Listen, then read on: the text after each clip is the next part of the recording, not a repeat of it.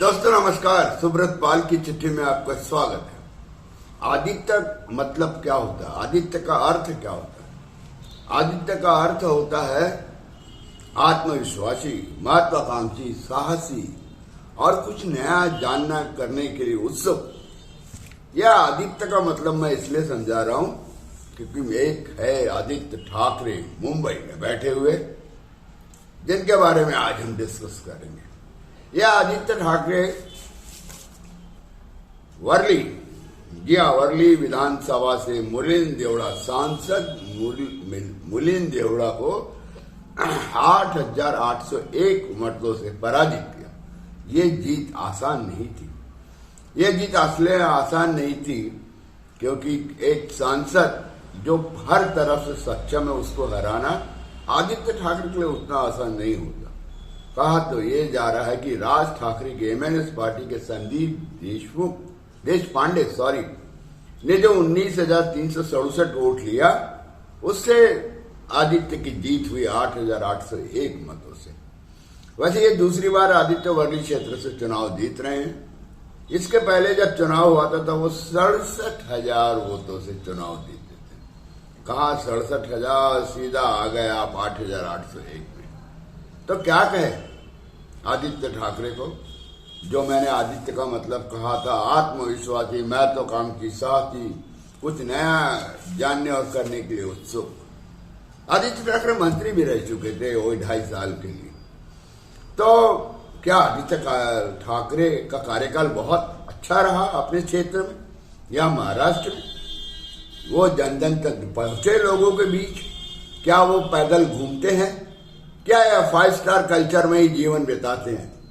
बड़े आदमी के, मुंबई के बड़े आदमी के बेटे अंग्रेजी, मराठी और इंग्लिश में कविताएं लिखते हैं, अच्छे इंग्लिश कॉलेज से पढ़े हुए हैं, लेकिन अगर विधानसभा का चुनाव लड़ना है या लोकसभा का चुनाव लड़ना है तो आपको तो हर घर घर जाना पड़ेगा, एक एक लोगों को पहचानना पड़ेगा, तभी आप जीत सकते हैं।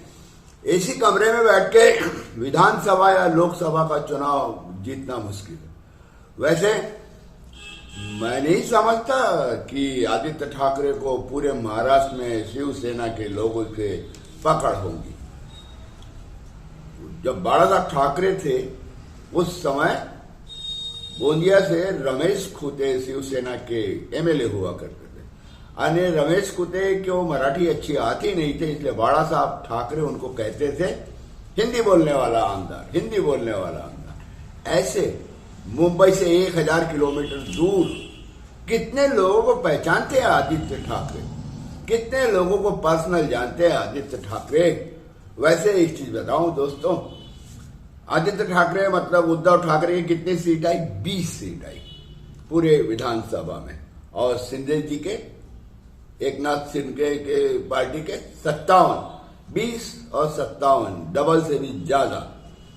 और मजेदार बात यह है, ये 20 में से जो उद्धव ठाकरे गुट को जो 20 सीट मिले, उसमें से 14 तो आपके मुंबई के ही हैं, और बाकी महाराष्ट्र में बताता हूं, बुल्डाना, अकोला, नासिक, पूना, अमरावती और परभणी से एक एक आमदार है।